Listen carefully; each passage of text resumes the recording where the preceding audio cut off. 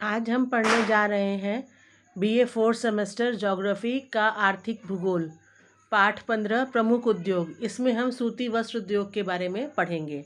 तो क्वेश्चन आपका बनता है कि विश्व में सूती वस्त्र उद्योग के स्थानीयकरण को प्रभावित करने वाले कारकों की विवेचना कीजिए। ये क्वेश्चन में आपसे पूछ रहा है कि सूती वस्त्र उद्योग कहीं पर भी, जहाँ पर भी स्थापित किए गए हैं, उसके कारण क्या रहे हैं, मतलब वो वहीं पर क्यों स्थापित हुआ, उसका क्या कारण रहा होगा कि वो सूती वस्त्र उद्योग वहाँ पर स्थापित किए गए। तो इसके कारण ही बहुत महत्वपूर्ण सूती वस्त्र उद्योग के कारणों में आ जाता है। कैसे कि जहाँ पर ये कारण उपलब्ध होंगे वहीं पर सूती वस्त्र उद्योग अच्छे से काम करेगा, नहीं तो क्या होगा कि उसमें फ़ायदे की जगह नुकसान होने लगेगा। अब वो कौन कौन से कारण हैं वो देखिए। तो ये कह रहा है कि किसी भी देश में सूती कपड़े का उद्योग स्थापित करने में निम्नलिखित तत्व सहायक होते हैं। सबसे पहले तो वो क्लाइमेट यानी कि जलवायु की बात कर रहा है कि सूती वस्त्र उद्योग उन्हीं देशों में स्थापित किया जाता है जहाँ की जलवायु नम या आर्द्र होती है। नम या आर्द्र का मतलब है जिसमें नमी की मात्रा हो, यानी कि मौसम जो है, जलवायु जो है उसमें नमी हो। नमी होने से क्या होगा कि जो धागा है वो बार बार टूटता नहीं है, क्योंकि शुष्क जलवायु में, सूखे जलवायु में धागा जो है बार बार टूट जाएगा तो काम नहीं बन पाएगा। इसीलिए नमी वाला जो वातावरण होगा वहाँ पर ये वस्त्र उद्योग स्थापित किया जाएगा। इसीलिए नम जलवायु के कारण ही ब्रिटेन के दक्षिणी लंकाशायर, जो कि बहुत फेमस जगह है, वहाँ पर स्थापित किया गया है सूती वस्त्र उद्योग को। और भारत ने मुंबई व सूरत वस्त्र उद्योग के केंद्र बने। लेकिन अब सूखे भागों में भी कृत्रिम आर्द्रता उत्पन्न कर सूती कपड़े के कारखाने खोले जा रहे हैं। शुरुआत में तो जहाँ पर क्लाइमेट जलवायु नम थी या आर्द्र थी वहीं पर स्थापित किए गए, लेकिन अब ऐसा है कि सूती वस्त्र उद्योग लोग वहाँ भी स्थापित करने का प्रयास कर ले रहे हैं जहाँ पर मौसम इतना अच्छा नहीं है, सूखा है। तो वहाँ वो लोग क्या क्या क्या कर रहे हैं, आर्टिफिशियल तरीके से कृत्रिम आर्द्रता उत्पन्न करके सूती कपड़े के कारखाने खोल ले रहे हैं। ठीक है। दूसरा आता है कच्चा माल, रॉ मटेरियल। सूती कपड़ा बनाने के लिए सब उसका कच्चा माल क्या है, कपास है, जो गांठ में बांधकर कम खर्चे और आसानी के साथ दूर क्षेत्रों में भेजा जा सकता है। आप जानते हो कपास का वेट भी ज़्यादा नहीं होता, उसको बस एक जगह तोड़ करके उसका गट्ठर बना बना करके हम आराम से एक जगह से दूसरी जगह कम पैसे में भी भेज सकते हैं। इसीलिए आज हम देखते हैं कि जिन देशों में कपास पैदा नहीं होती वे भी सूती कपड़े बनाने वाले प्रमुख देश हैं। क्यों? क्योंकि वो लोग कम खर्चे में ही दूसरे देश से कपास मंगा करके अपने देश में कपड़ा बुन करके उसको ज़्यादा प्रॉफिट में बेच रहे हैं, क्योंकि कपास को मंगाना बहुत सस्ता है। ग्रेट ब्रिटेन अपनी कपास की पूर्ति के लिए अमेरिका, मिस्र, युगांडा और अन्य अफ्रीकी देशों से कपास की पूर्ति अर्थात आयात करता है।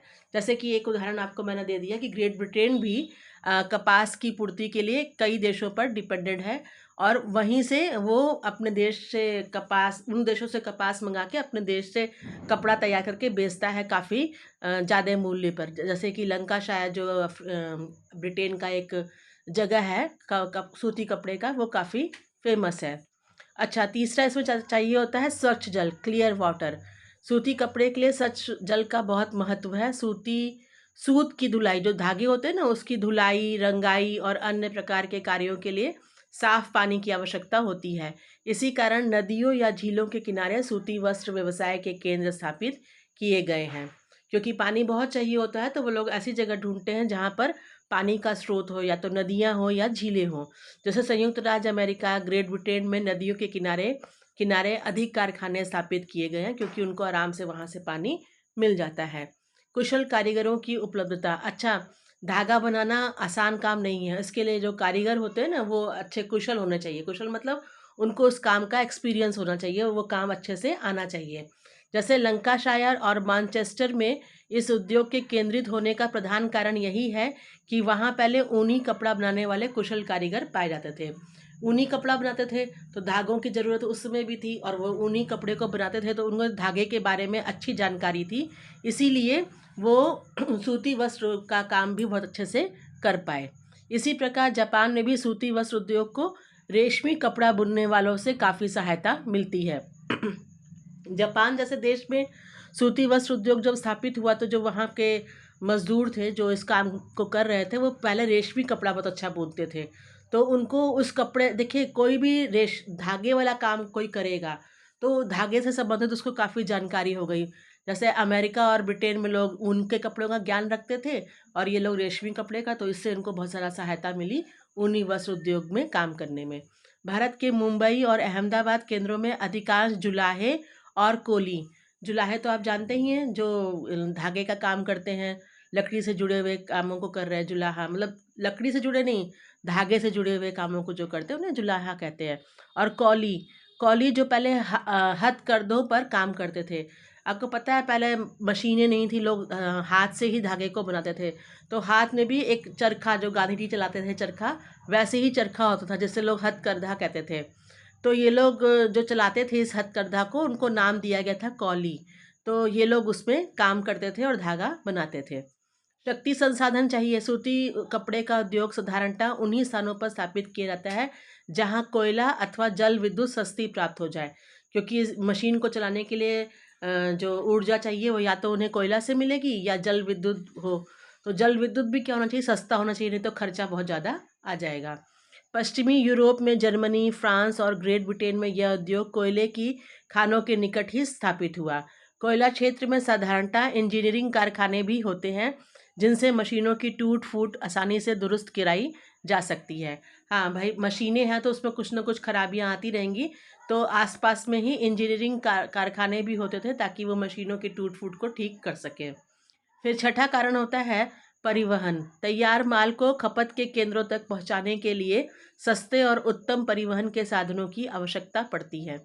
खपत मतलब खर्चे के लिए, यानी कि बाजार तक पहुंचाने के लिए जो सामान है, जो तैयार हो गया है कपड़ा, उसको बाजार तक लाने के लिए जो परिवहन है वो सस्ता होना चाहिए और उत्तम होना चाहिए, ताकि कहीं पर गिरे उरे ना, कटे फटे ना, आराम से पहुंच जाए। प्रायः सभी प्रमुख केंद्र उन प्रदेशों से हजारों मील दूर हैं जहां कपड़े की मांग होती है। अच्छा, कपड़े की जो डिमांड है वो किसी एक जगह तो होगी नहीं, पूरे विश्व में होगी। तो और कपड़ा किसी एक जगह पे बन रहा है, तो यानी कि इसकी जो डिमांड है ओवरऑल पूरे वर्ल्ड में रहेगी। तो कपड़े की मांग सब जगह होने के कारण इसको हजारों मील दूर तक भेजा जाता है। तो ये देखा जाता है कि जो परिवहन की लागत है वो कम से कम आए। उदाहरण के लिए लंकाशायर के कपड़े, लंकाशायर मतलब ब्रिटेन के कपड़े पूर्वी देशों के लिए जाते हैं। जापान के कपड़े आते हैं चीन और भारत के लिए, तथा संयुक्त राज्य अमेरिका के कपड़े पश्चिमी द्वीप समूह और दक्षिणी अमेरिका के लिए तैयार किए जाते हैं। आपने देखा ना कि एक प्रॉपर एरिया बन गया कि ये लोग यहाँ पर इस तरह से अपना सामान बेच रहे हैं। भारत ने भी चेन्नई, मुंबई और अहमदाबाद की मिलें देश के भीतरी भागों के लिए कपड़ा तैयार करती हैं, जो रेलों द्वारा आसानी के साथ एक जगह से दूसरी जगह पे पहुंचा दिया जाता है। अब आता है इसका बाजार। वस्त्र उद्योग की प्रगति के लिए बाजार की निकटता भी अत्यधिक आवश्यक है। अगर बाजार निकट होगा तो जल्दी जल्दी उसकी खपत होती रहेगी। ग्रेट ब्रिटेन में सूती वस्त्र उद्योग की उन्नति होने का कारण यही है कि इसका बाजार अत्यंत विशाल और विस्तृत रहा है। खुद ब्रिटेन के लोग ही सूती वस्त्रों को बहुत ज़्यादा इस्तेमाल करते रहे हैं। विश्व के सभी प्रमुख उपभोक्ता देशों पर इसका राजनीतिक प्रभुत्व काफ़ी लंबे समय तक रहा है। मुंबई और अहमदाबाद की मिलों के लिए उत्तरी और पश्चिमी भारत में विस्तार बाजार उपलब्ध है, अतः इन नगरों में इस उद्योग की अधिक उन्नति हुई है। मतलब कपड़े की डिमांड बहुत ज़्यादा रही है, तो इसलिए ये उद्योग अच्छे से वहाँ पर फलीभूत हुआ, यानी कि बढ़ता चला गया। फिर इस उद्योग के लिए एक और बहुत बड़ी चीज़ चाहिए होती है, वो होती है भूमि। वृहद स्तर के विनिर्माणी उद्योगों को विस्तृत भूमि क्षेत्र की आवश्यकता होती है। विनिर्माणी उद्योग मतलब जो उद्योग किसी चीज़ को बना रहा हो, तो ऐसे किसी भी उद्योग के लिए बहुत बड़े भूमि की ज़रूरत होती है, ताकि कारखाने, गोदाम, कारखाने तो आप जानते हैं जहाँ पे कपड़ा तैयार हो रहा है, गोदाम जहाँ पर तैयार माल को रखा जाएगा, श्रमिक भी उसके आसपास ही बसेंगे तो श्रमिकों की बस्तियाँ बनाई जा सके, इन सब के लिए क्या चाहिए, ज़मीन चाहिए। अतः किसी भी क्षेत्र में गैर कृषि भूमि यदि सस्ती हो, तो सबसे पहले वो लोग ये देखते हैं कि ऐसी भूमि हो जो जहाँ पे कृषि कार्य ना हो रहा हो, क्योंकि कृषि कार्य की जो भूमि होगी ना वो बहुत महंगी मिलेगी। तो और कृषि का कार्य भी वहाँ पे बंद हो जाएगा, तो लोग ऐसी ज़मीन ढूंढते हैं जो बंजर हो या जिसका कोई ज़्यादा उपयोग ना हो, तो वो ऐसी भूमि को ढूंढते हैं। तो नदी के किनारे खास तौर से ढूंढने की कोशिश करते हैं, नदियाँ झीलों के किनारे जहाँ से पानी भी आसानी से मिल जाए। लेकिन इसमें ये भी देखते हैं कि वह ज़मीन जो हो दलदल वाली ना हो। दलदल वाली होगी तो क्या होगा, मतलब बाद में उसमें जो ज़मीन का जो नमी है वो उद्योग को नुकसान पहुंचा सकता है, वहाँ पे बिल्डिंग खड़ा करना भी बहुत मुश्किल काम होगा। और तीसरी एक और चीज़ वो लोग ये भी देखते हैं कि बाढ़ों से मुक्त हो। बाढ़ मतलब कि वहाँ पर बाढ़ ना आए, वो जो नदी में बाढ़ आता है वो ना आ जाए कि भाई कारखाने के अंदर घुस गया तो पूरा पानी चला गया, पूरा जो काम है वो ठप हो गया। तो ये भी देखते हैं। इसलिए कारखानों की विशाल इमारतों के लिए दृढ़ आधार बनती है और उद्योग स्थापित हो जाते हैं। वो ऐसी ज़मीन को ढूंढते हैं जो सस्ती हो, दलदल वाली ना हो और बाढ़ों से मुक्त हो, तो वहाँ पर वो अपने विशाल कारखानों की इमारत खड़ा करने के लिए वो जगह को चुन लेते हैं।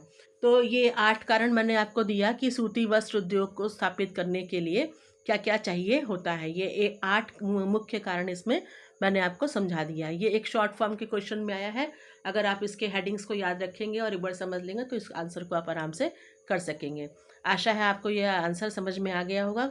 इससे संबंधित आपको कोई जानकारी चाहिए तो सब्सक्राइब करिए और कमेंट के द्वारा क्वेश्चंस को पूछ सकते हैं।